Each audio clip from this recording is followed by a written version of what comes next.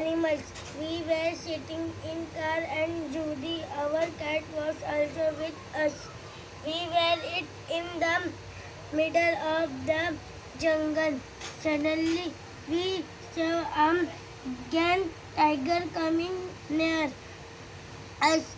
We all were about to shoot, but Papa told us to be quiet. But Judy was scared, so she could not remain quiet. They start shooting, meow meow. Hearing this, the giant tiger ran towards us. My father drove the car as fast as he could and got us out of that forest.